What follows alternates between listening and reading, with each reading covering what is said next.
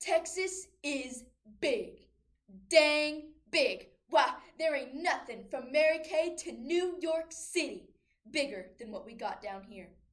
We got big meat, big bugs, big cars, and big hair. Why, Houston women have hair so big. How big is it? It's so big that some women have to get breast implants to maintain their balance. That's why Houston women have such tiny feet. Things just don't grow that well in the shade. Cancer. Just the word alone makes your hair stand on end. But through advancements in medicine, losing your hair is a lot better than losing your life. From 1991 to 2019, there was a 32% drop in deaths from cancer. If that trend continues, cancer may well be eradicated in my lifetime. Although the C word is at first frightening, through funding and research, we can look forward to a better tomorrow. In the weaving of my two pieces, Ribbons by Celeste LeBeau and Bald in the Land of Big Hair by Joni Rogers, we learn that we see while every day may not be good, there is good in every day. I was always the one who saw to it that every kid in the school wore a red ribbon during Drug Awareness Week. I was determined that every single student, teacher, administrator, and staff member wear a red ribbon for the entire week. Get behind our cause. Show you care. My mother has always been my number one fan. She said that ribbons were a great way to show solidarity among people. She also said that ribbons were a great way to bring attention to a problem, a cause. Mother said that ribbons were a great way to say a lot about what a person might be going through. To celebrate the success of Red Ribbon Week, Mom made a huge dinner for us that night. After dinner, Mom told us she had presents for us.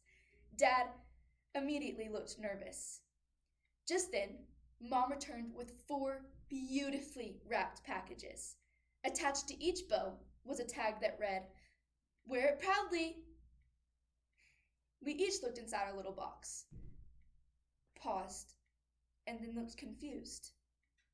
Inside each box, wrapped in pink tissue paper, Mom had placed a pink ribbon.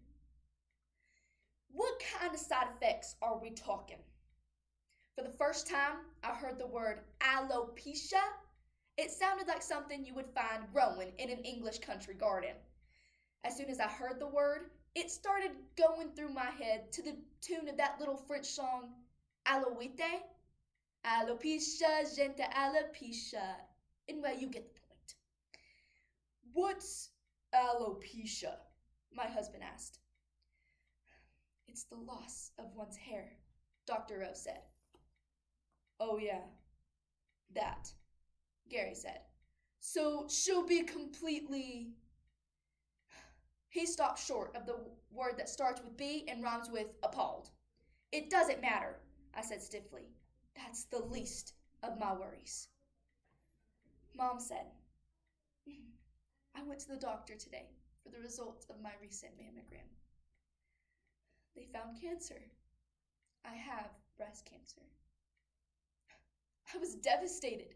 We were all devastated. Ironically, the one who seemed the least traumatized was Mother herself. When I went to school the next day, I wore my pink ribbon. Of course, the first thing everyone wants to know from the Queen of Red Ribbon Week is where are their pink ribbons. Some even asked what the pink stood for. So I told them. Of course, most people would just say they're sorry. The teachers that day just gave me a warmer than normal smile. By the end of the week, a third or more of the school were wearing pink ribbons. I was proud of my fellow students. A day or two before my second treatment, I asked my downstairs neighbor, a beautiful beautician named Vita, to bind my auburn tresses into 11 long braids and cut them off ½ inch from my scalp. The approach says, You can't fire me. I quit. It's just hair. It's just vanity. It's just hair. It grows back. Everything's gonna be all right. 10 days later, when I stroked my hand across my crown, stubble trickled into the sink like needles off last year's Christmas tree. Wow, Gary said. It's like Comanche aftermath. As I was putting my books away in my locker, a sophomore girl tapped me on the shoulder. She handed me a very slim pink ribbon. And then she thanked me. She explained how she used to smoke things she shouldn't, but she doesn't do that anymore. She said that I probably saved her life. January 1st, 1995, my only New Year's resolution was to remain alive until 1996. And each year since then, I've made the same commitment. I have 2 favorite pictures perched on a shelf right next to my healing mandala, made from my braids. In the first picture, I am healthy and strong and have beautiful long hair. And in the second, I am sick and weak and my beautiful long hair is gone.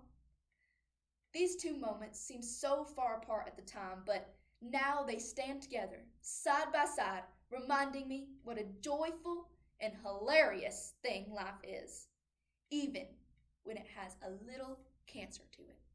Good.